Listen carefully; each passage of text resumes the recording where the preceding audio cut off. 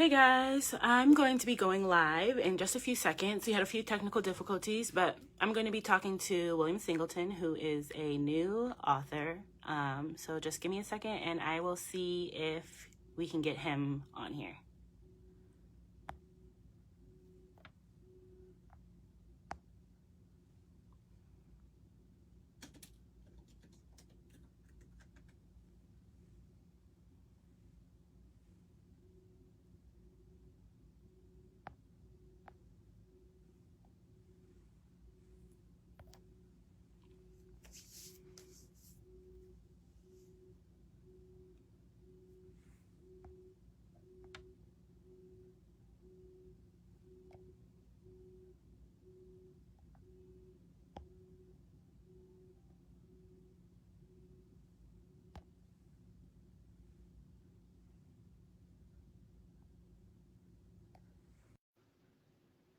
All right, let's see. Did that work? Yay! We are connected. Take that, Mark Zuckerberg. I don't know what I was doing wrong. I've never done a live where like the first time it just goes smoothly. Like people just, oh, and everyone's where they're supposed to be. Hi, Amber. Hi, Amber. So can you guys see me? Am I too short? Do I need to my face is getting cut off weird? Okay, so I'm here with Will to talk about his new book series, Apocalypse Reckoning. I said it was your first book, but it's really not your first book. You No. have written other materials, but Yep. this is your first fiction series, correct? Yes, this is the first thriller, and it's a lot of fun. I'm having a lot of fun writing it.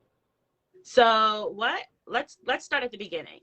Tell us Okay. about the book without any spoilers, like the genre, who it's written for, like what can people expect from this series?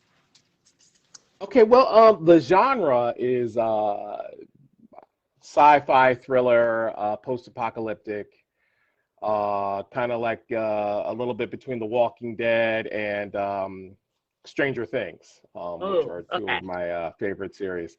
Um, and it's predominantly about an African American family that finds themselves thrown into this, well, epic conspiracy that turns out to be, um, how do I put it?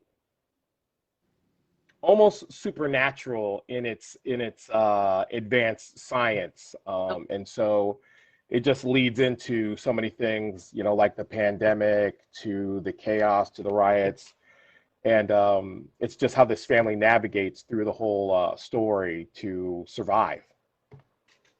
so right off the top, I'm thinking I haven't personally read many sci-fi thrillers that focus on African American families. So I feel like you're already like hitting a very, very specific, as if though like the world would go into an apocalypse and then Black people would Right, just. right, right, right.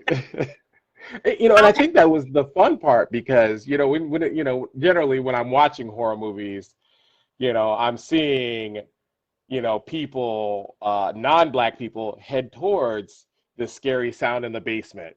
Yeah.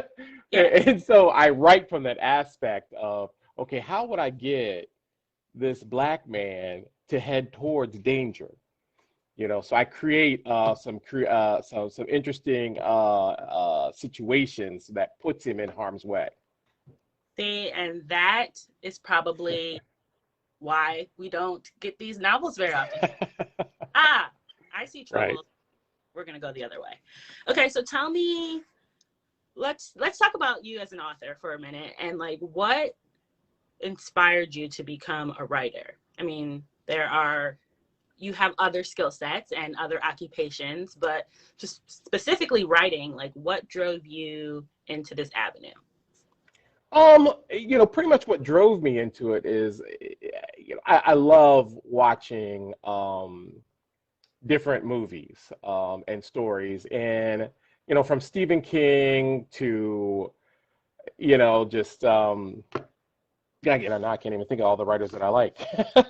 But, I love the series from, Lord of the Rings to Stranger Things to the mystery stories of Sherlock Holmes. And it lacked some things that I was looking for, as far as myself, and so I wanted to write something that not only included my faith, but just me and my unique perspective, being, overweight and, striving to get healthy and being married and, having kids, and how would a normal family man, deal in these situations. And so, I always like to write, and I figured after I was done writing my self-help, my psychological self-help books, I really wanted to do a thriller, because I'll watch these movies and I'm like, I would have ended it this way or that way, and I said, why don't I just write my own story,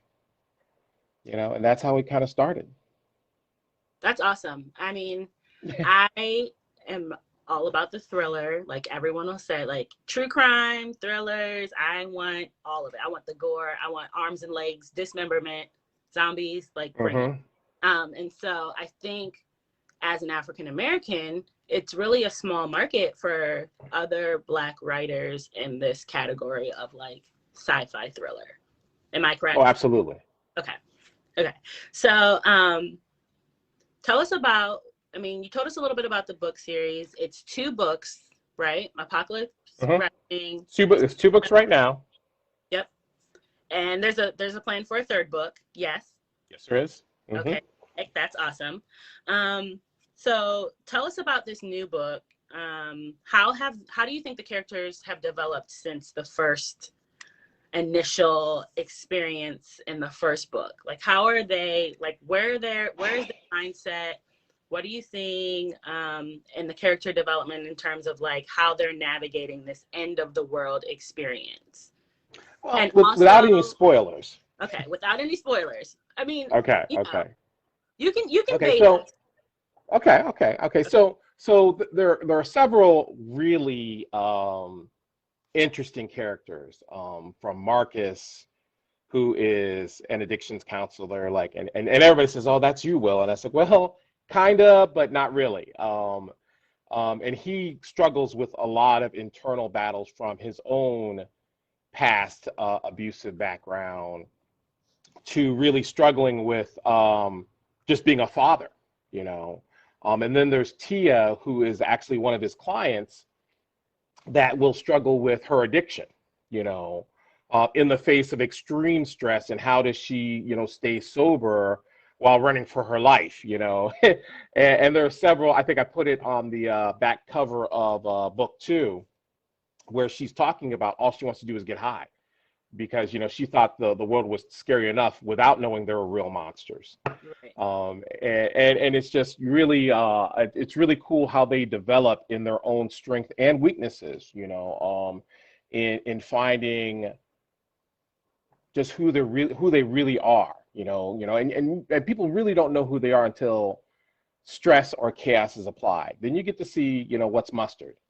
And in our life of convenience, I think that's why we like stories like this, because we have so many conveniences.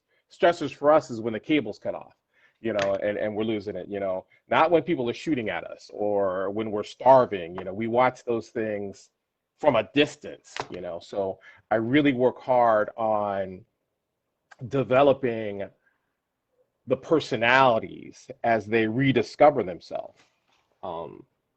So it's yeah. I mean, yeah. so I was hoping that in an apocalyptic event, it will happen once I've gotten my whole life together. Right. And once I become Katniss Everdeen or Lara Croft, then that is when it will happen. But most of us, even with the pandemic, things happened kind of just like we weren't prepared. I wasn't we weren't in peak physical shape. We didn't have tons of food and water stored up. We didn't have 6-month savings. We just kind of got slammed with this pandemic, and then everything started to shut down. And I think we kind of got a glimpse of an end of the world type experience that kind of like shook us to maybe make some changes, or hopefully, you know, reframe how we think about the world that we live in. Right. I mean, and maybe it didn't. Maybe we just, I mean, a lot of us, the majority of us, were just hoping to go back to normal, right? We were like on the cusp of things. Were in unprecedented times, and it was like, oh, we're making a turn. We're almost back to precedented, or whatever we were going back to. And then, you know, we had this new variant, and I think that is kind of on the forefront of people's minds, is like, what is the end? And what does that look like? And I think one of the things that makes apocalyptic themed books, movies, TV so popular is that people love the apocalypse because it levels the playing field, right? So Yeah. the apocalypse doesn't care about your race, about your income, about your job status, like about how many kids you have or don't have, or your pets or anything. Like, and that is what is the intrigue. It's like, now we're all on the same level. It's not, you know, about political affiliations or religious associations or income. Like, everybody's on the same playing field.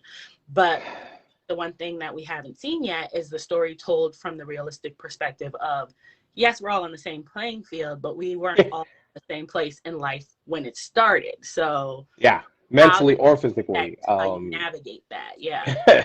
Yeah, and I think because, you know, they're all at different levels. You know, I mean, Marcus is overweight. You know, Tia is a struggling, recovering addict. You know, the pastor in the book is unprepared to actually get violent. And all these things. You know, these shifts, and they're sudden. You know, because it literally happens for a lot of the characters within 48 hours. You know, and no one is that prepared for, you know, stuff to happen in 48 hours. And that's the reality that I try to bring through this thriller.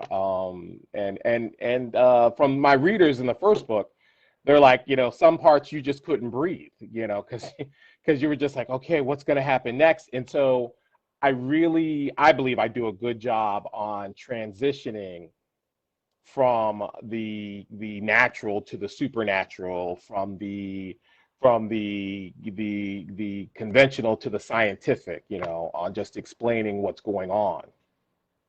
I saw a quote from one of the readers of the first book that said, I thought I was just going to pick this book up and like casually read through it. And they like read it in a day or whatever because they couldn't put it down. Like, it was Right, such right. now that we kind of talked about the characters, do you have a favorite character in the book? I mean, I have a lot of favorite characters, man, but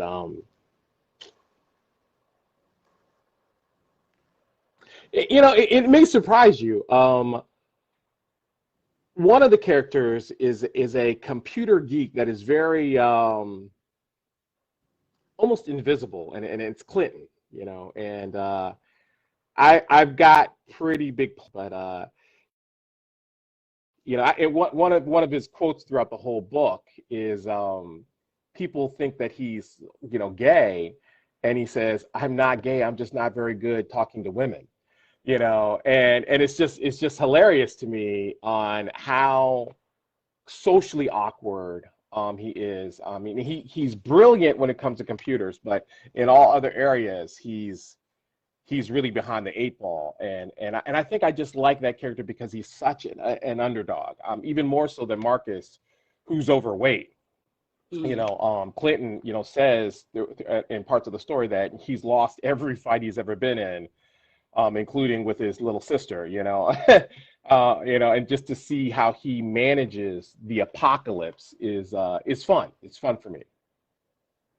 Did you know immediately like this was going to be a series after you wrote the first book? Were you like, I got to give him more, or how did that process work out for you? I knew it was going to be a series, but I didn't know how big of a series, because the stories just keep coming in my head, and the characters just really took a life of their own, and each one has a fantastic story. You know, once you read it, I mean, there's so many rich characters in there, from Greta, who is a is a senior citizen who's ex-military, and she's not like your grandma, you know. She's a tough thing, and she's hilarious to you know, Mia, who's Marcus's wife, who is an FBI agent, you know, and you know, she talks about being one of the few Black women who are in the FBI and the struggle she's had to do to be that strong woman in her field.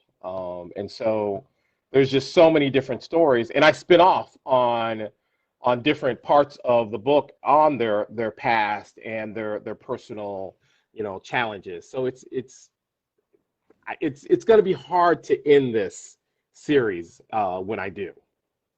Well, I mean, you can never. It can be like Star Wars. It's just on right. book after book. And we'll go back and tell the story before the story all over. So your books are under this brand, Savage Sobriety. Tell me a little bit about like what that means, where it came from, all of that. I got the title of Savage Sobriety when I was watching a podcast from Steve Furtick, and he had a series called Savage Jesus, and it was all about the rawness of who Jesus was. You know, he wasn't this gentle, you know, he would slam you in a debate, or he would whip you if you was doing the wrong thing in the church, you know, and he really kind of brought forward the savageness of the Messiah, and the courage he had to have. So when I was thinking about, you know, me being an addictions counselor, and when I talk about sobriety with my clients, you know, you're really a savage if you embrace this journey to go from active addiction, which was destroying your life and so many lives in our country, to vibrant sobriety, you know. And all of my extremely successful clients have this unique lifestyle, from, you know, public speaking to I even had one that started writing bulls, you know, as part of, you know, the sober lifestyle they created, you know. And it's really cool to see how people develop these extraordinary lifestyles when they overcome an extraordinary challenge in their life. That's so it's awesome. savage. Yeah, awesome. I love that. I love that. You know, savage is can be kind of a trendy word, and so I love that when you apply it to something like sobriety, it does kind of foretell, you know, how treacherous the journey can be, and how absolutely it's not easy, even if it is for everyone. I mean, sobriety is there for all people, but I think that term savage sobriety does kind of talk about, like, you know, the levels of the journey, and how on once you reach sobriety, how you do kind of feel like, you know, for lack of better words, a badass. Like, you feel right. you feel like you really did it. And you did. I mean, yeah. You did, to be truthful. And so and the level of, like, it's not like a solution-based situation where, like, you trade this pill for this pill. It is a lot of, like, thought work and mind work and internal processing. And I think that's such a unique aspect of your book, is that you're showing this angle of, like, people who are marginalized and overlooked, and, like, but also a huge part of our society. And so you are kind of looking at this little corner of, like, what The Walking Dead or 28 Days Later or something like that does show. Like, those people are going to have to face the same thing that everyone will have to face, and how is it different for them to navigate? You know, and in fact, in one part of the story, Tia talks about how she tried to warn people about what was going on, and nobody believed her because she was an addict. You know, and it was just, I mean, and I see that so much in the work that I do, where my people, they don't have any credibility. It doesn't even matter how long they've been clean. If people know that they used to have an addiction, you might as well not even open your mouth. you Right. know, and that's what really kind of I wanted to bring about in this book and in the next books to come. Yeah, I think that I love that storyline of like the marginalized, the overlooked, and how they possess the strength and ability to survive probably better than some of us who have never had to like struggle with any life challenges like that. Like Mm-hmm. you don't know what you're made, like you said, what you're made of until you're in that situation. But some Right. people have situations that have been much harder than my everyday life already. Mm-hmm. So their fortitude is different than mine. Mm-hmm. So let's talk about where people can buy the books. Where can we find you? Amazon.com. Amazon.com. For everyone watching, and if you're watching this on the replay, Amazon.com, Apocalypse Reckoning 2.0 and 3.0. You can find the books there. And what can we expect from William Singleton in the future? Where are we going? Movies, TV, radio, live play, stage productions. Hit it. What's the goals? After I finish working with the voice actors for Apocalypse Reckoning 3.0, which is almost done, I'm going to start looking for an agent for the TV pilot screenplay. I already had somebody rewrite the first book as a screenplay for Amazon Prime or Netflix. Oh, wow. So that's already done. So I just needed to kind of find time to start interviewing agents to who would market the book for me. And then it's off to working on book 3, finishing up book 3. Wow. So when did you write the first book? What year? 2020. Okay. 2020. We 2020 Apocalypse Reckoning 2.0, 2020 Mm-hmm. Apocalypse Reckoning 3.0. You're putting out Mm-hmm. a book a year. That is like a phenomenal writing rate. I don't know like what the average is, but I do know that like I read Handmaid's Tale, and then I Mm-hmm. was looking for the second book, and it was probably like a 3-year wait. So Oh yeah. you are literally cranking them out at a pace that is definitely giving your readers what they want. I mean, I love to write, and the only thing that stops me from writing any faster is because I work a lot. I work a lot. I'd have book 3 done already if I didn't work. That part. Which I'm not saying for God to change that, but yeah, I mean the stories are already in my head. I just need to sit down and just put them to paper, and that's really the whole process. And then I send it to one of my editors, and then it goes to print. You know. That's awesome. I mean, I am excited about where this series is going, and I'm excited about all of the things that are coming under the Savage Sobriety brand, including the new website that will launch today. Mm-hmm. Tomorrow. Yes, and I'm excited about that.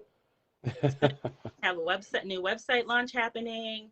And people can subscribe on your website and stay up to date on all that's going on and dates for new books. And and the first book, Apocalypse Reckoning 2, is available on Audible as well, Mm-hmm. correct? And Yes. possibly this Apocalypse Reckoning 3 will be coming to Audible in a few Yes. months. It takes a while. Uh-huh. Okay. And I just wanted to explain the order of that. The Okay. reason I started with 2.0 and then went to 3.0 was because when I finish this series, which will be in Apocalypse Reckoning 4.0, which will be called the Chaos Pandemic, I will go back and do the origin story of all the characters, which will be Apocalypse Reckoning 1, Right. the beginning. Okay. And so then they will all be in order then. But I wanted to do it that way because the characters were just developing a life of their own, and I wouldn't know how to write the origin until I finished the series. Awesome. And do you think you'll continue to stay in this like fiction, science fiction, thriller, nonfiction or fiction area, or do you foresee some other types of genres, categories unfold? as a The writer? way, as a writer, for this series, I'm gonna probably be in this series for a little while, but even with, I've already got book 5 in my head, and each book is going to have a different theme, and I'm fairly certain that book 5 is going to be a horror. It's going to be on the very scary levels, and then after that, I'm going to go into kind of a mystery thriller, whodunit almost. So there's just so many different avenues I can go with this because all the characters are different. So, I'm gonna have fun with this while I can. No, I totally encourage it. I love mystery thrillers. Mary Higgins Clark is one of my favorite authors, and she writes mystery thrillers. And I've Hmm. read. I mean, it does. She's like 75 years old now, so I Yeah, don't. right. She's not like still writing independently, but anytime she puts anything out in conjunction with anyone else, I'm like, oh, I'm gonna read that. So I'm looking Hmm. forward to the mystery thrillers. Um, they can find the books on Amazon. New website is launching shortly. Anything else? For those who are watching, if you have questions, you can drop them in the chat and we'll check them out. I think you have some readers are already, co-signing on the third, fourth, fifth, and sixth book and Netflix Yes. series. And Right, right, right. so, um, in case you thought you were going to be wrapping it up anytime soon, we will not let we that's what the general vibe is. And so we are excited to see all of the things that are going to come from Savage Sobriety, including this series. And you do also have 2 nonfiction self-help books, which will be listed on your website. So, Yes, and you're available to take clients. If someone is watching this and they're I thinking, am. I would like to work with him on some level, whether that's counseling or having you speak at their book club or starting a book club with your books, you are open to that and available. I still do public speaking. Okay. I do telehealth, pretty much nationwide because I do have clients in Florida and Ohio, and North Carolina. And I think I had one in New York. But I mean, with telehealth, I mean, I can pretty much go anywhere. Okay. Because a lot of people see me online through my videos, and they wanna kind of pick my brain. Um, and I'm also probably going. I was been talking to my website designer about creating a content series in just different areas such as depression, relationships, entrepreneurship, all those things, self empowerment that we can put on the website. Awesome. I'm down for that as well.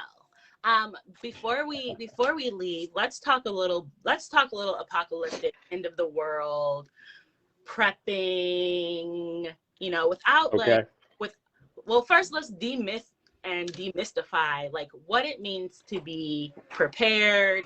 Does that mean I like go and purchase 165 acres in the woods of like, Minnesota and build a log cabin and, get sled dogs or whatever the process is via the movies, which is what we see a lot of, like people Hmm. out in the wilderness in their log cabin that is also fortified to protect them from bullets, and they have 5 years worth of canning stored up.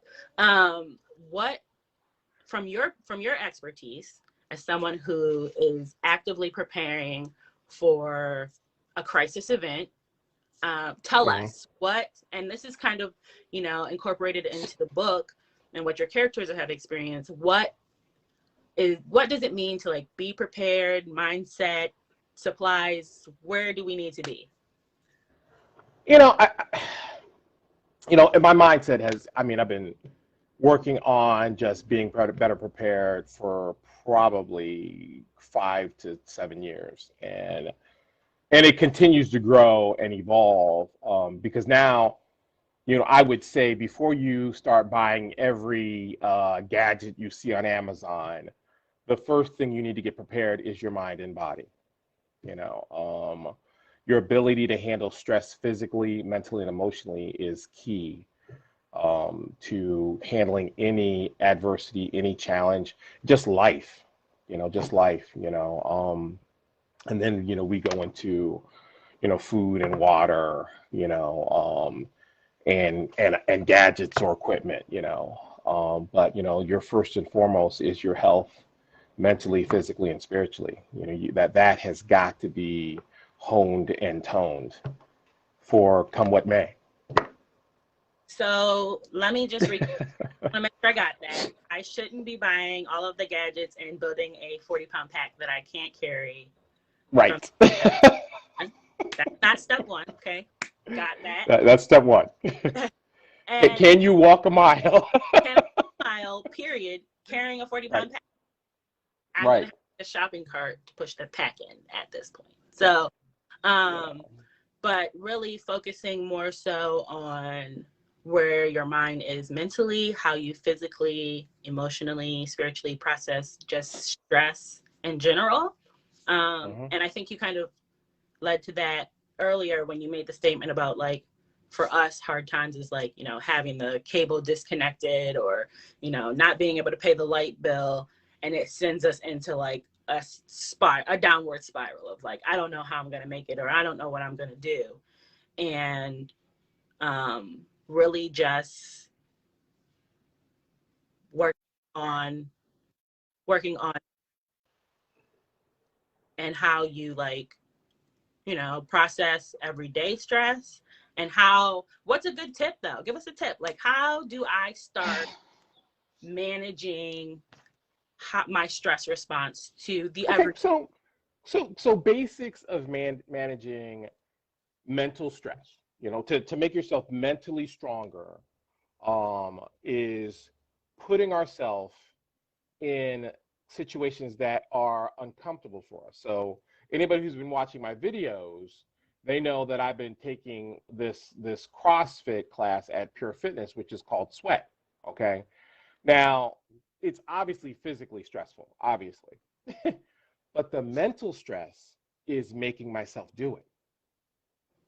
All the excuses I have in the morning to sleep in, to put it off to the next day, or whatever ache or pain I have, to be able to push myself through it and say, it's okay. Even when I'm in the class, it's okay if I'm the slowest person in there, and I am. It's okay. It's the process. And just getting used to that mental stress of, I know it's a dirty word, self-discipline. It's the beginning steps of learning how to manage stress. Our society, what do we do that requires self-discipline today?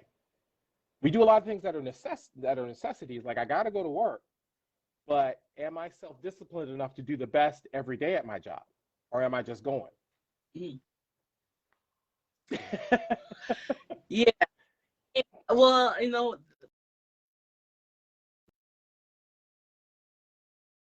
Lost you again. Am I back? Yeah, you're back. Okay. So the one thing that came to mind for me was more so like building the routine to become self-disciplined, because motivation won't be there every day. Like that gusto, that surge of endorphins and oxytocin that hits your brain when you come up with like that brilliant plan of how you're going to get your life together. That is my addiction. Okay, confession. My addiction is planning. My addiction is the surge of like oxytocin that hits my brain when I come up with a great plan of how I'm going to like, I'm going to do A, B, C, and D every day for the rest of my life, next 30 days, for the next 90 days, whole 30, PX 90. I'm going at it, coming hot out the gate with all the ideas. Like, yes. And like 5 days in, I'm like, I don't really feel motivated. And I heard actually a self-help life coach say, it's the same, like, it's like being addicted to a drug if you're addicted to planning, right? So you come up with this brilliant idea, like, I know I'm going to lose 25 pounds and this is how I'm going to do it. And I'm going to drink celery every morning, or whatever your plan is. And your brain feels like, yes, right? And then You start working at it and you probably fall off like, 10 days, 20 days, whatever, a month in. And then the next plan, you need a little bit more. Like you need a more complex, you buy a journal and a planner and you come up with another plan. And it's just like being addicted to drugs, where every time you need a little bit more to get the same feeling. And so like 900 notebooks and plans and, great ideas in, you still haven't moved the needle because you haven't been consistent in the routine. It's just the high of the like, I figured it out. I know how I'm going to do it. And so people experience that, like, and then what kills you is the stress of realizing 6 months later, you haven't done it. You haven't made any progress, just 5 good plans.